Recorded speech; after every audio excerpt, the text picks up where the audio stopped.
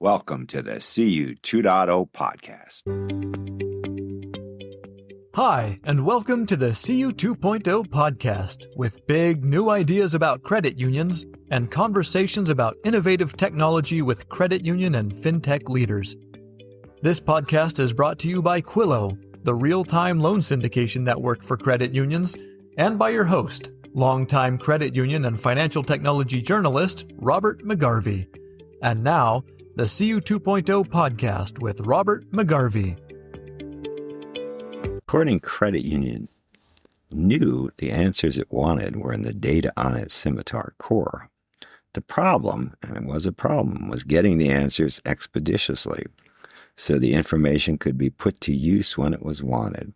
That wasn't happening. Literally weeks could pass before the wanted information was in the employee's hand. Couldn't this be faster? Corning Credit Union got in touch with startup Tursio. In this show, Tursio co-founder and CEO Alec Jindal tells about the solution his company crafted that lets natural language prompts get the information out of the core that employees need, and it all happens quickly. Note, there's no need to submit a ticket, no need to know code, no need to wait weeks. Just ask in natural language and you get what you want to know. How does this work? Jindal explains in the show. Along the way, he also tells the story of the company's birth, and he reveals what happens in a founder's mind that leads to a company's creation. Listen up. So is your tool an AI tool? It's an AI tool, yes.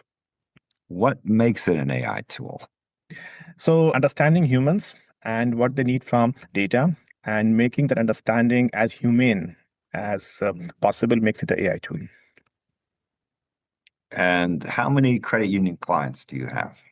We are at the moment around single digits. We have at the moment 3 at the moment.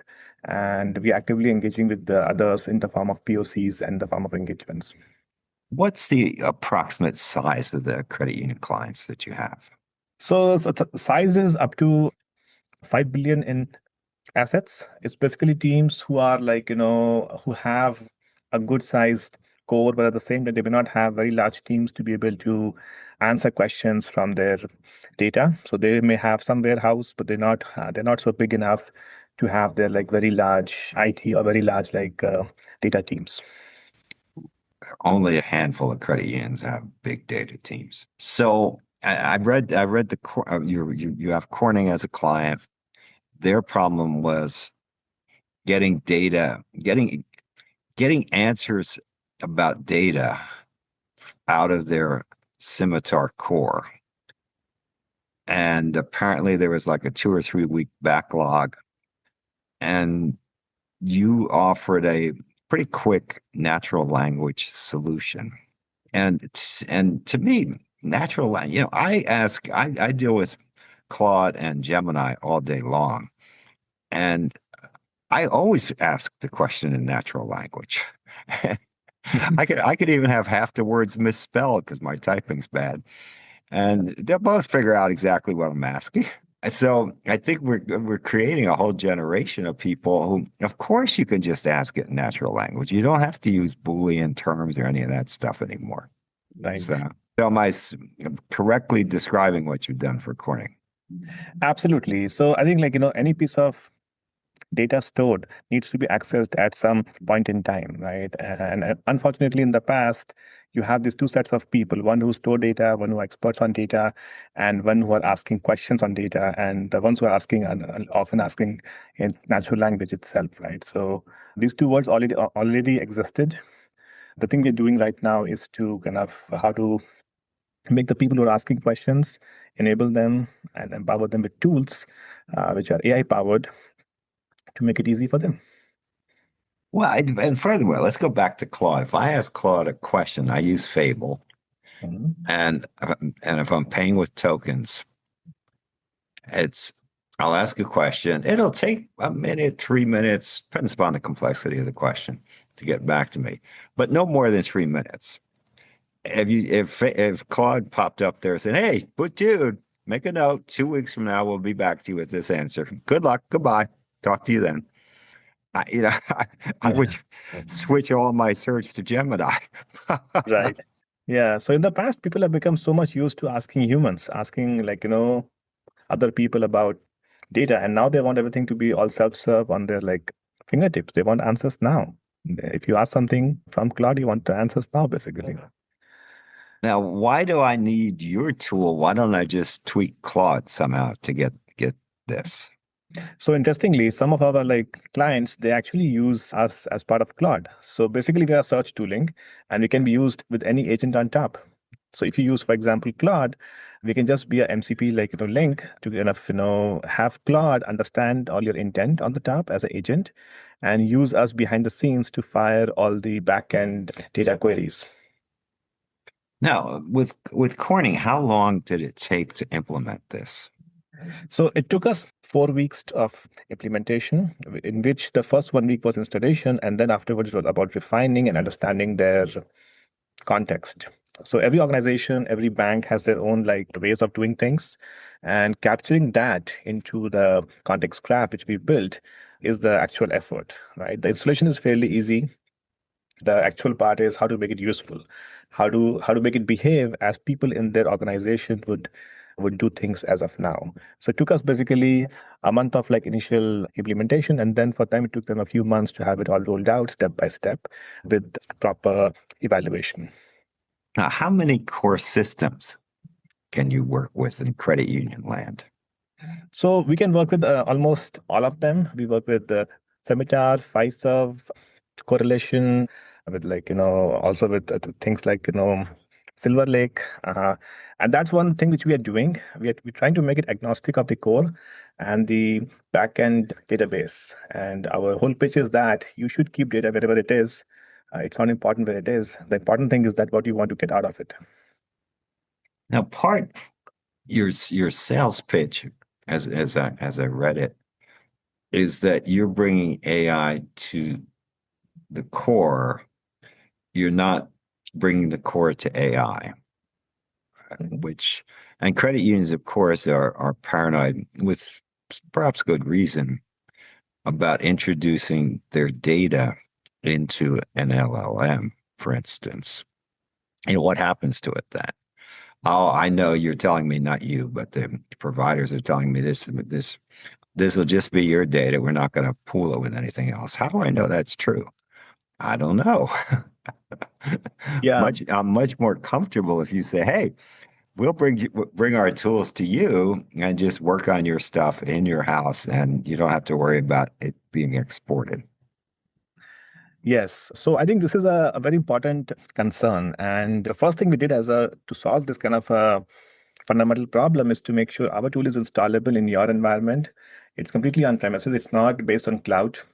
So basically it works basically as you mentioned, it's like you having a tool in your house basically and operating in your own environments with your own comfort, with your own subscriptions. So for example, we don't have any of our own LLMs or subscriptions.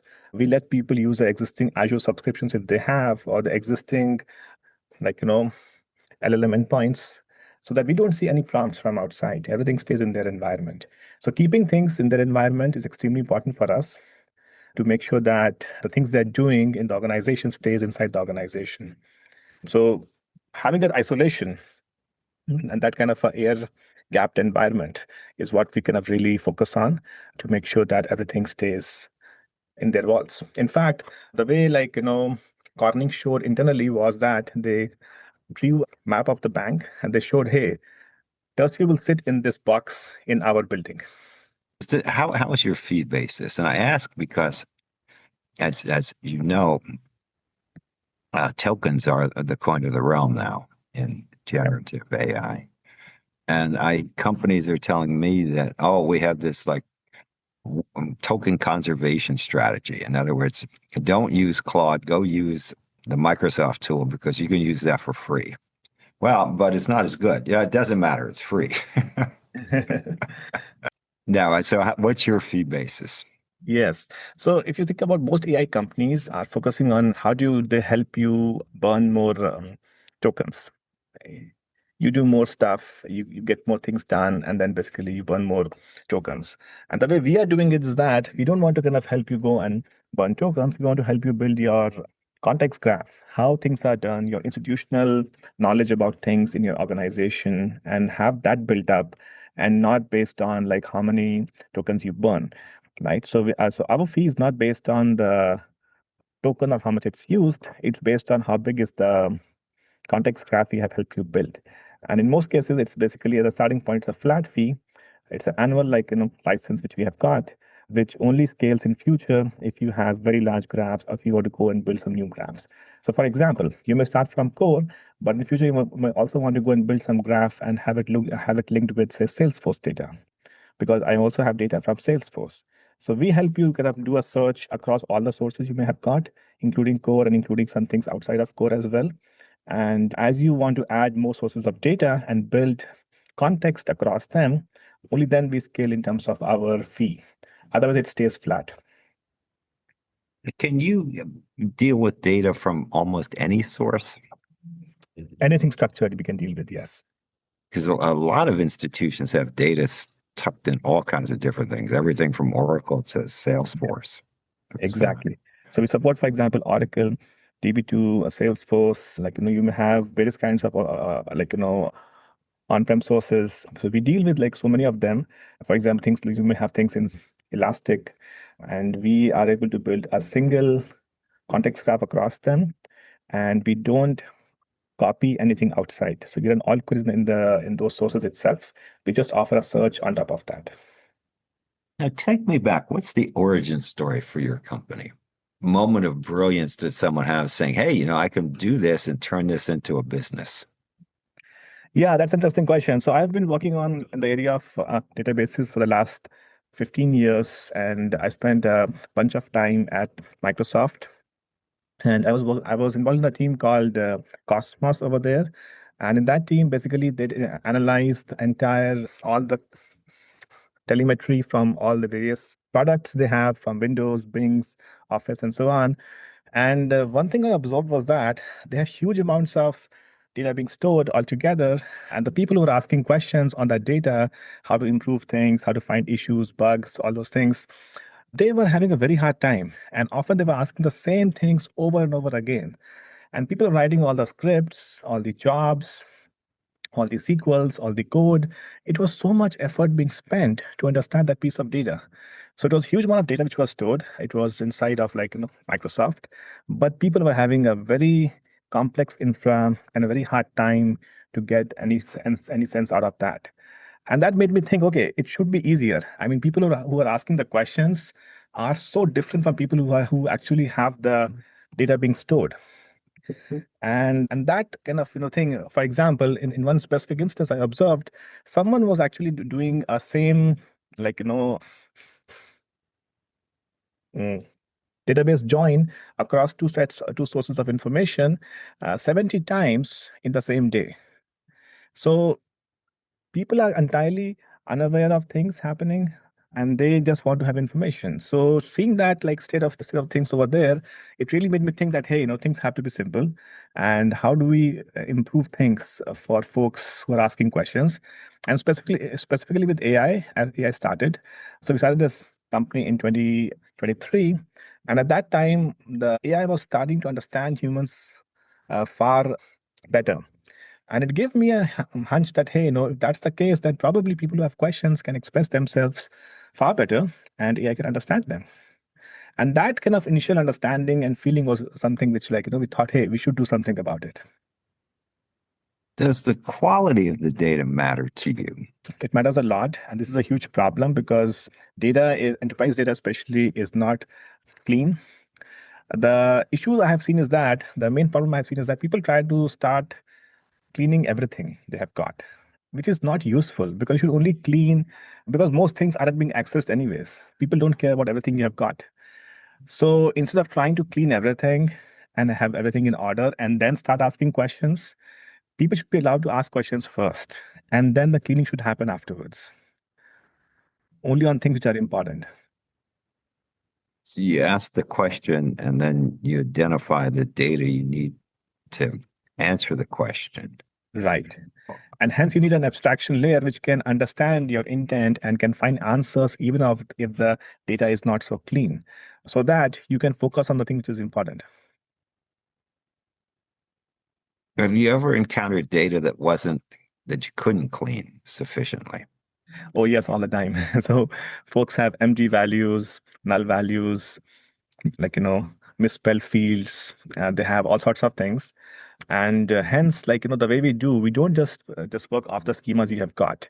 We basically take your schemas, which you have got, which may or may not be so, like, so organized, and try to elevate it into something simpler or something more structured, which can be understood by AI. So it's almost like an abstraction layer on top of your schemas, which is used for interpretation of user questions. Yeah, I always think back approximately 15 years ago, there were credit unions had a lot of Hadoop salespeople pounding on their doors. Yeah. And the Hadoop guys would always say, hey, it really doesn't matter quality of your data. And they weren't lying. They just didn't understand what bad quality a lot of credit union data was. Yeah, it So can be a really lot of bad. those Hadoop programs failed. And credit unions said nothing but nasty things about Hadoop. Hadoop's a wonderful tool Mhm. if your data's okay. No, absolutely. I think if you think about the Hadoop age, and it was interesting because I did my PhD on that, and the whole promise was that, hey, you can have all your files, it should be unstructured, which may be in any formats, it may not be so cleaned up, and we can find information from that. The only issue was that how do you express the intent? How do you express what things you want to get out of it? Someone still has to come and write the Hadoop programs to get the things you want. So the understanding of the intent of people who actually have the request, who actually want to ask questions, was still supposed to be handled by experts. And that's what AI changed. AI can understand the intent far better. That's why you can do natural language unstructured searches in Yeah. Fable, which is a Yes. very sophisticated tool. So sophisticated, no matter how unstructured your request is, it seems to be able to deal with it. Right. So go back. You're detecting this problem. What's the step where you say, there's a company for me in this? Why, you could have just said to bosses at Microsoft, hey, you want to develop this. I'm certainly not second guessing what you did. I'm just curious about your thought process. Actually, I did that. I said to my bosses there at Microsoft, hey, how about we make the lives of people on the cloud easier? So how about we kind of help them tools which help their lives, how to kind of understand data, how to optimize data, how to make use of data easier. Now the challenge in a large organization is that you have so many number of silos often, and the scale is so big that any innovation, it takes its own time. So you have to innovate. In fact, I was doing some similar things or some things which was like in that spirit, but the challenge was that there was different product teams, and I was doing the same thing in every single team again and again and again. And I realized, okay, this is not something which I want to do. I want to make a single layer which can be used by the end users. So I did step out of Microsoft to have a flavor of startups and to understand, hey, if I build something from outside, which is agnostic of the backend database, how would that something look like? So I was in a year at a startup of my friend, which is called Kibo, and tried to understand a little bit more, and then eventually started my own company to say, okay, we can do this something like this, which is agnostic of your backend database and which helps the end users of how they get information and how they get the answers being done. So I did try all three parts. I tried to first kind of see the same thing inside of Microsoft, and the scale was too much. It's too big scale, so it's not really feasible to do these kinds of explorations there. And I also tried to kind of have a feel of startup before I started my own thing. Now, your first client, how did you get your first client? So we got our first customer outside of the CUs, and this was basically enterprise company, and we were initially looking into, hey, how do we kind of apply our core tech of finding information easily for non-experts people, and we found this company who's in the home warranty space, in the insurance space basically, and they wanted to kind of make things easier for resolving claims. And they have a whole bunch of organizational nuances which they had in the organization. They wanted to automate things from data, but also make sure it obeys their agents. It basically obeys the same rules and laws which their agents follow. So me and my co-founders spent some weeks to kind of train with them as their agent. So we spent some time to kind of understand how they kind of resolve claims and how they process claims in that organization. And we learned all the nuances in that org. And that's how it given us an idea that we need to have this context built, which understands all the rules of the organization. It's not only about the data, it's also how things are being done on that data, which we need to learn and incorporate.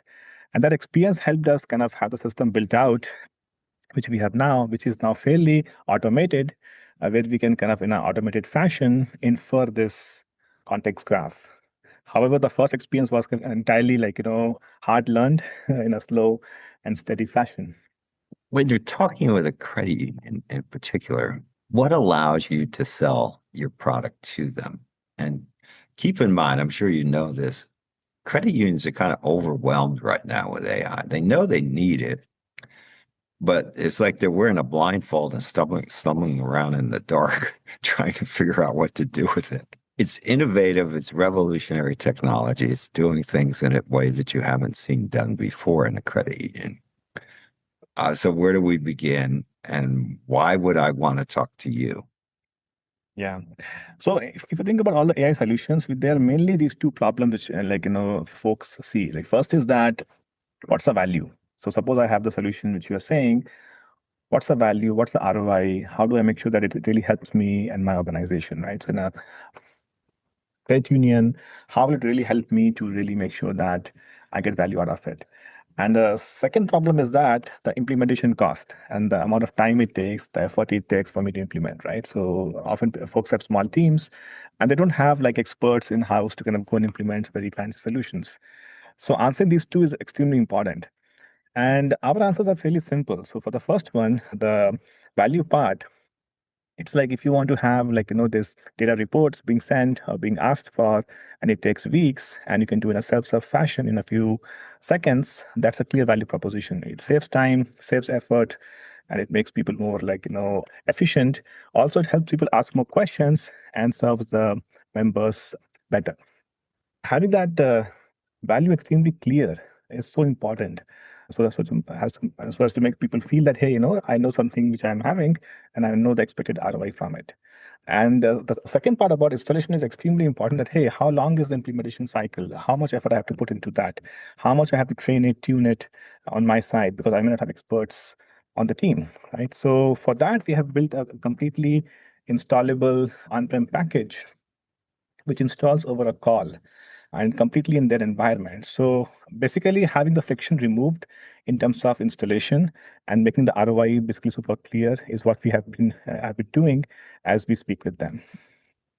That is increasingly important because, with the exception of a handful of the very biggest credit unions, most credit unions don't have staff that can play a significant part in implementing your project. They just don't have the bandwidth. So the more of a burden the vendor, the software company is putting on the credit union, the less likely they are to make a sale today. Yes, absolutely. I think with small teams and handling very complex AI efforts is not easy, and it's our job to make it easy for them.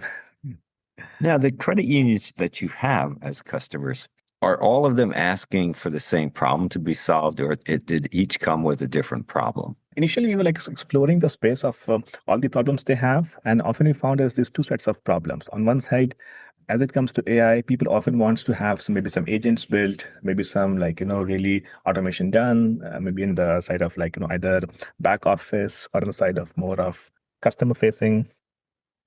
And often we found that each of those agents or automations need to have access to data. They need to be able to find data. And there's some piece where you have to go and fetch data as a starting point from some source, right? And hence we kind of, as we were speaking with all the folks, we realized that, okay, finding data itself is a huge problem. And in fact, folks can now have agents built on top of us. Since we are search tooling, it can be used by people or also by agents. So we are open to kind of expanding it even more and help people have more agents. But the starting point is to be able to securely, accurately being able to find data. Now, are you building that agent or are they building that agent? I know Claude, for instance, has all kinds of agent building Right. tools right now. Yes. So there are various folks who already have agents. We are also kind of looking at some of the partners to kind of, who already have some more interesting agentic frameworks. We have built one agent on Teams. So anybody on Teams can simply use our search agent to find information from the core inside Teams itself. So we have built one agent, but in most cases, we are in the side of agents. We are relying either on partners or on existing frameworks. What's the source of your funding? So we are venture backed. Is that good or bad? I think it's interesting. It's an interesting time to be venture backed because AI really has a long cycle. It's a really interesting time to be have fast growth in the AI side. So if you are venture backed, it really helps you to be on that path of faster growth. It gives you that initial push to be kind of on the growth side. At the same time, it has also its own sets of expectations, so which keeps us on our toes. But I think so far so good for us. Well, one thing I tell people, I'll talk to people and they say, "Oh, I tried AI like 6 months ago, and it really was pretty sucky." And what I say is, 6 months ago doesn't tell you what your experience today is going to be. The pace of change of this stuff is so fast right now. So, how do you keep up with the pace of change? Because to some extent, you're going to be influenced by what Microsoft, Google, Anthropic, and OpenAI are doing. Yeah, and that's something interesting happening. As you mentioned, the pace is so fast, and it's interesting, exciting. At the same time, it's frightening as well. Fortunately, the thing which has helped us to kind of keep up with the pace is that we keep on equally finding new ideas, iterating really really fast. And we also use AI really extensively in our own team. We are extremely small team, but we use AI so much that we're also able to iterate really really fast as well. So in a way, even though we have extremely fast pace out there, actually small teams can be equally fast. They can equally go and match. If they use AI well, they can go and match the speed of anybody else out there. So it's sort of making a level playing field of sorts. The size is not so important anymore if you are able to use the AI AI tools well, and that's interesting for us and works in our favor. Totally agree. I think a small team can be very effective today, particularly in this world of the change, moving at ridiculously fast speeds. Can a client use your tool to ask? And I know I could do this in Claude if I had a few thousand files of loans that defaulted. I could upload that to Claude, and I could say, itemize for me the common traits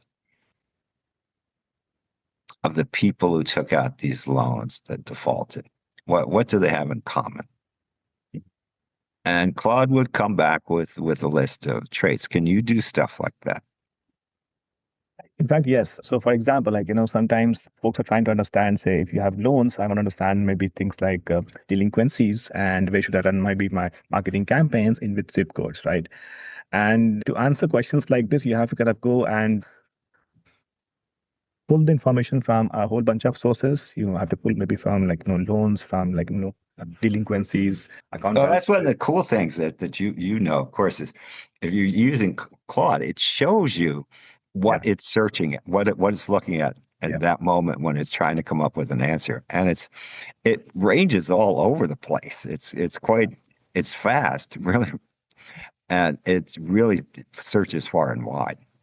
Exactly. And I think that's where anybody who has things like, Claude on top, it is and use us as a search tooling in Claude, it starts becoming extremely interesting. In fact, in one installation we had where someone had 18,000 tables on their SQL server and they put on top of us. So they had us as a search tooling on their SQL server.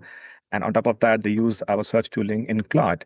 And around 80% of their queries in a month was all coming from agent itself. So as people are asking things, people have no idea about things which exist. Claude will help them rephrase the questions and fire to us as a search tooling behind the scene all the time. And that was interesting because it will use us all the time basically to fire all the questions and get all the answers. So it'll show step by step to people how things are doing. So the people may ask very high level things.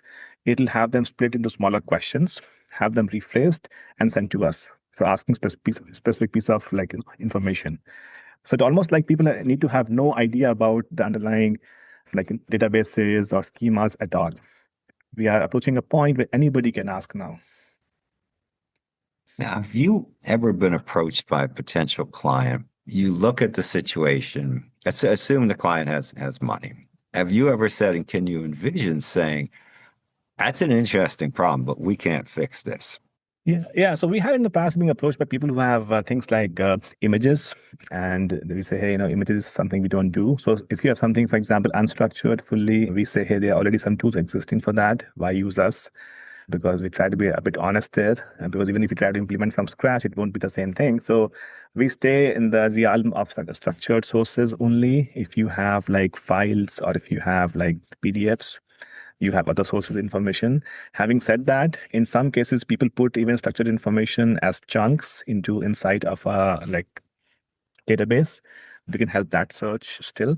So anytime we find people who have like information which is completely unstructured, we tell them there are other tools which might serve them well. So we stay away from that. But apart from that, everything structured we can solve in most cases. The thing we say to people, we are not a agentic. We don't build agents. We do serve the agents. So if you already have agents built or you want to use any agents on top of us, we can certainly help you have that interface. So we stay away from all building agents. We stay away from something which is unstructured for now, at least. But apart from that, we are all game. 3 years from now, where do you want your company to be? I see like, as we evolve, as AI is evolving, I feel like, AI has enormous potential. It can help compress time for so many things, so many tasks. And humans can be far more like, they can use their ingenuity in so many interesting ways. They can spend their human capital in a way where like, they can really kind of change the things. So I really feel like agents need to kind of, they have the reasoning power to do things. They need to have access to facts. And sometimes the facts are stored in like, more of sources which are operational sources in organizations, right? So I see us to be that like, fact serving layer basically, if you may say, where we serve the facts to agents from anywhere basically it may be. And it's always like, reliable, secure, compliant. So we see us as this kind of fact serving layer and to agents so that like, folks won't have to worry about things like, is the facts correct or not? Is the all the reasoning I'm getting make sense or not? So we want to be that secure and strong layer for searching facts, for serving facts for agents. Now, as I'm sure you know, that people are buzzing about a possible AI bubble bursting, which I think will happen. That said, I mean, I was there writing about the .com explosion in the early part of this century, and you knew a lot of those companies were going to blow up. You just knew it, and they did. But that doesn't mean people stopped selling things online. It wasn't a complete wipeout. Jeff Bezos would kind of laugh at you if you thought it was. So if the bubble bursts in AI, what impact will that have on your company? Yeah, so I think for sure, like the investments happening in AI will like will be impacted.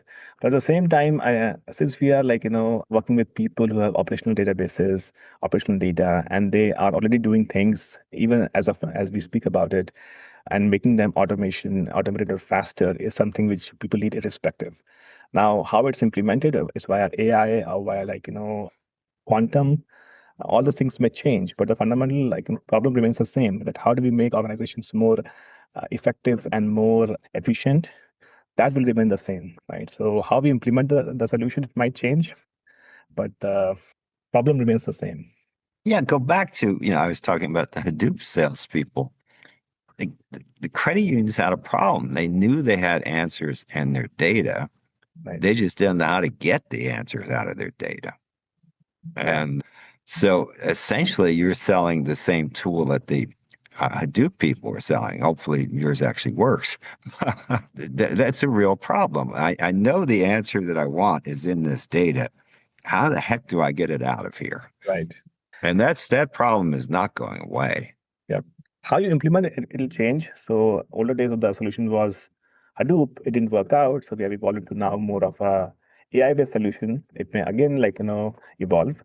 But if you focus on the main fundamental, problem, it'll stay the same. Before we go, think hard about how you can help support this podcast so we can do more interviews with more thoughtful leaders in the credit union world. What we're trying to figure out here in these podcasts is what's next for credit unions. What can they do to really, really, really make a difference in the financial scene? Can't all be mega banks, can it? It's my hope it won't all be mega banks. It'll always be a place for credit unions. That's what we're discussing here. So figure out how you can help. Get in touch with me. This is rjmcgarvey@gmail.com. Robert McGarvey, again, that's rjmcgarvey@gmail.com. Get in touch. We'll figure out a way that you can help. We need your support. We want your support. We thank you for your support. The CU 2.0 podcast.